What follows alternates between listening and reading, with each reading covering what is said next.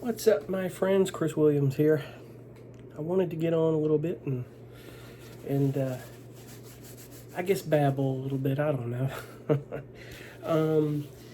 Anyway, I guess first and foremost, I posted my first attempt at a show reel. I guess it was just a few placements, and then I used a little bit of stock footage throughout. And every piece of music you hear and all that is my music, of course. So it's kind of meant to be a show reel, which is people keep saying it's kind of important to do something like that. I think down the road I may try to get somebody to work with me that really knows how to do video editing, and we can do a really good show reel with my music in context of maybe some other stock footage and how it lines up. I guess for my first attempt, I didn't do too bad. You know, we all have to, if it's our first time at something, we have to start somewhere, correct? That's exactly it. But anyway, it might be a little while before I post another video here. I have to have surgery on my neck tomorrow. I think I've mentioned this. It's pretty intense, but I'll get through it. I just got to get this done or things will get worse with me. You know, I have what I thought was just a stenosis between two vertebrae. They have to do what they call a posterior decompression fusion on my neck from C3 to 7. Yeah, it's about, I don't know, 8 to 10 screws. I think about 10 screws and 2 pins over 5 vertebrae. It's crazy, but it's got to be done. So I just hope we can get me back. I hate being down. I just want to get recovered and just get back on it, get back to some music here. But so that'll probably be why you might not see videos out of me for a week or two or a few weeks. But I wanted to get on and talk about something real quick here. I was watching a video this morning, and I follow him, and I recommend you do highly. He's such a great talent. He's a great guy. MARLON Gibbons. Some of you watch and follow him. You know, he made some pretty good points this morning, and he had about 4 or 5 good points, I think. In one of the points he spoke about, I wanted to elaborate on was, you know, how you approach libraries and, you know, keep your ego at the door. And it is so true. Excuse me, thing on paper towel. It is so true. I'm telling you right now. And I've seen it firsthand with my own eyes. I've seen it at these conferences.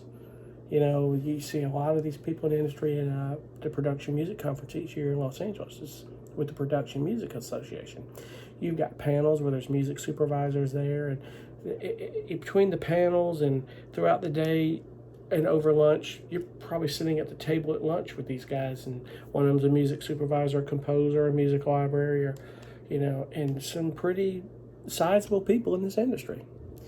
And they have between panels where people are talking or have what they call a little cocktail thing at night, you know, just, it's a mingle thing. It's good this is where you can't be afraid of people, because you got to be out there and be able to talk to these people. Never be afraid of it.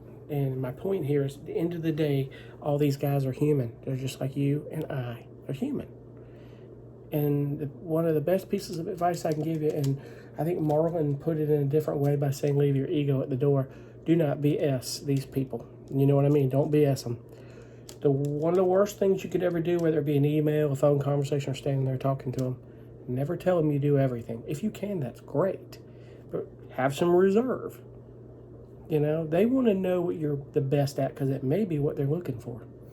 Everything else you do, you're just that much more valuable to them. That's for a later conversation. When you approach them in an email, don't go into who you've recorded with or toured with. They don't care if you toured with Led Zeppelin or anything. The point is, at the end of the day, your music is your voice. I've said that bunches of times, you know, and Marlon really made some great points this morning. That's what I love about watching his videos, that I've been in this business a while and I understand a lot of things, but I love to watch people who, I guess, as a peer, fellow composers, and they always have good insight, but it keeps me inspired and it keeps me motivated, and I appreciate that with a lot of these guys. And Marlon just does a great job. I love watching his videos. I was listening to some of his music on another publisher he's with. I stumbled across, I'm not going to mention the publisher, but such great sounding stuff. And Marlon has his own niche, and he's very good, just a great talent, and very impressive. It really is. But my thing here is just whatever you do, if you go to these conferences, don't BS them. Don't try to be something you're not, because at the end of the day, they're human, just like you and I. Just because they're big in a library, I mean, most of these guys, believe it or not, they're always willing to talk to you. They're very cordial. They're very nice. They're some of the nicest people you meet. Now, don't get me wrong.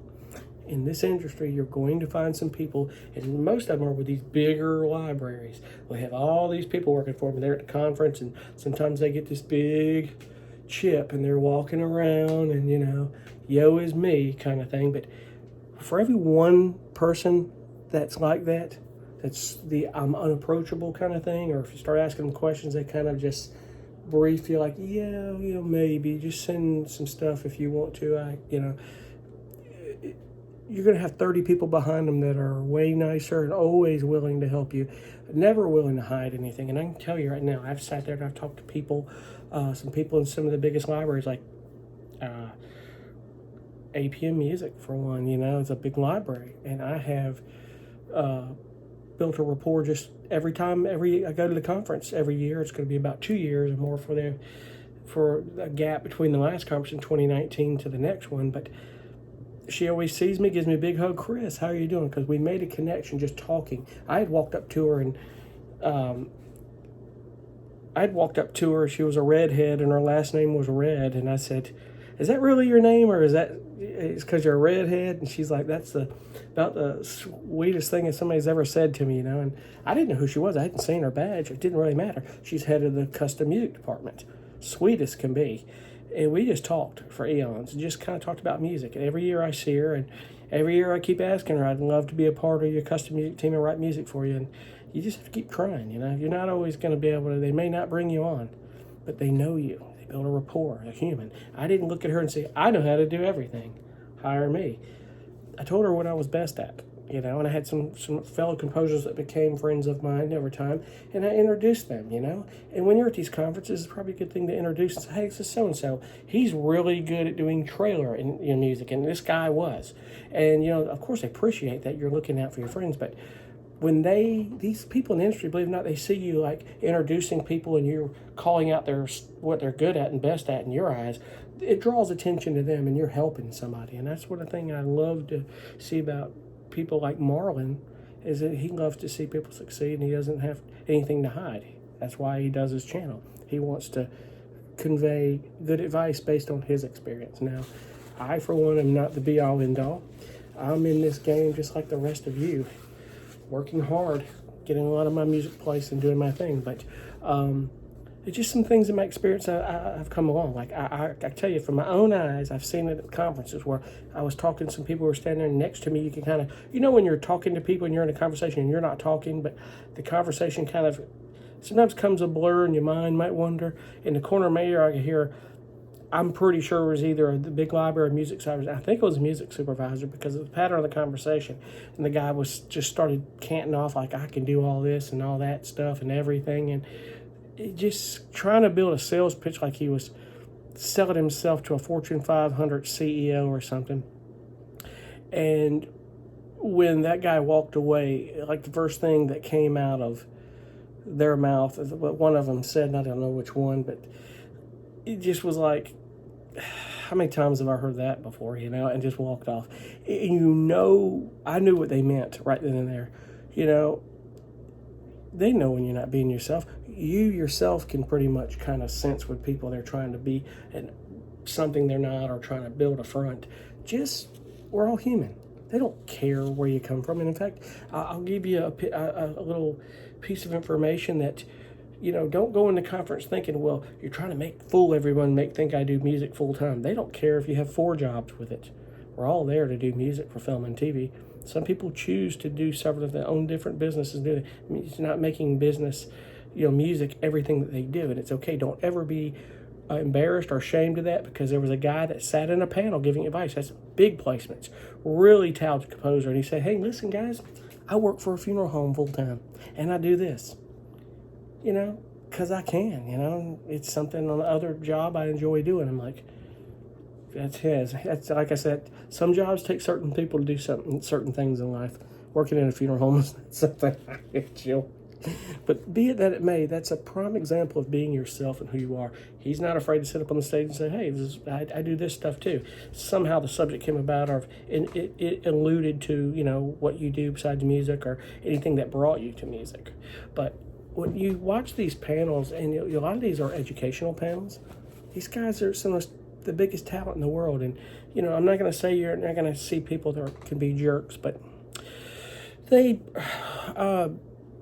most of them, like I said, every one person that might have a chip on their shoulder, there's 30 behind them that are the nicest people in the world. They're always willing to talk to you, and talk to you. They're willing to hand you their card. And I tell you, you go to these conferences or if you approach these people, have your card in hand or have your things together.